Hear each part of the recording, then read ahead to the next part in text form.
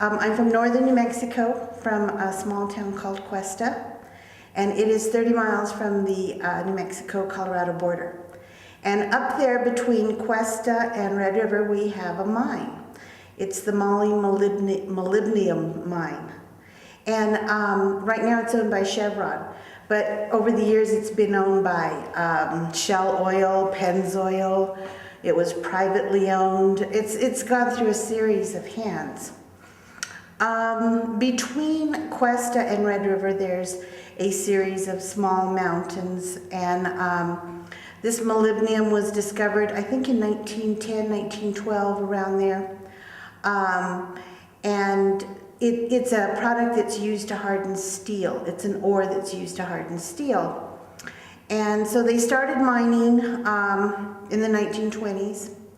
It provided, the only jobs to begin with that it provided were jobs for local people, were janitorial positions. They brought in all their own miners from wherever they brought them, I'm not sure. They had different sections of town and camps in the mountains where these miners would come in from out of town, out of state, to live and work in the moly mine.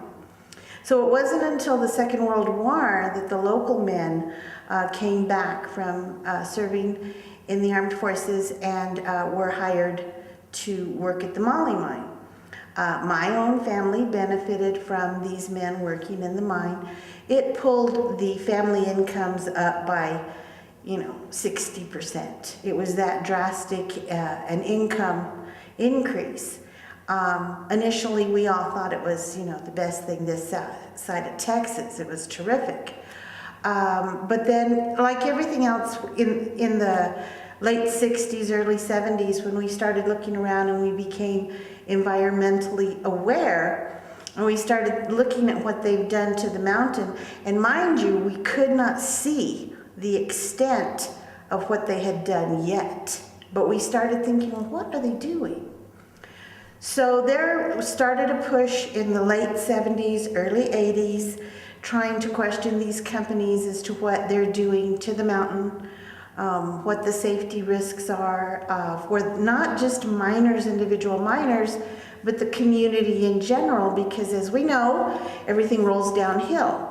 And so some people that lived high up in the mountain, on the other side of the mountain, started wondering, well, what would happen if there was a collapse? Other people started wondering, well, what about the water? Because we knew for a fact that the water had changed.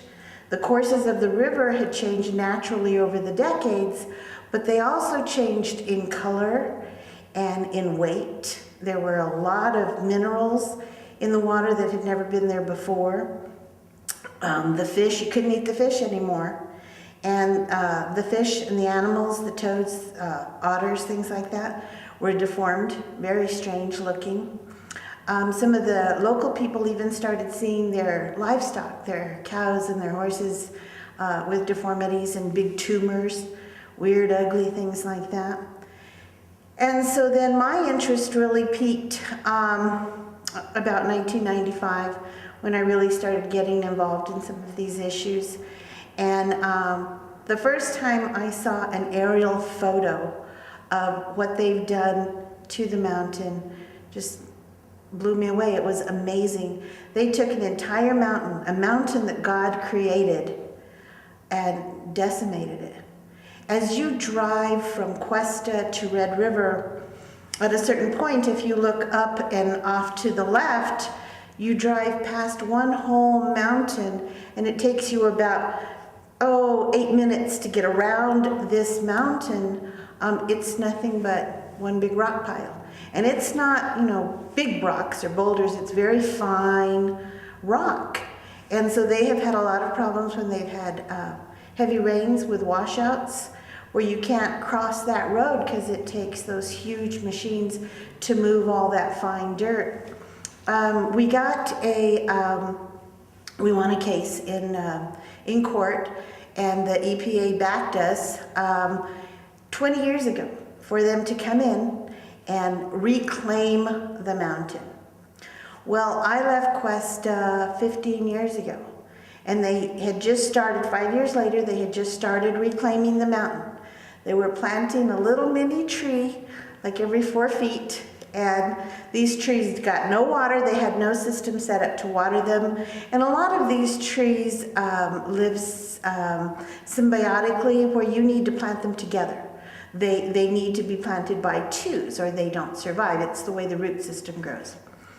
So now about 3 years ago, they won another case where the EPA has said, okay, you know, this has gone on long enough, 20 years, and we want you to finally step in and reclaim this mountain.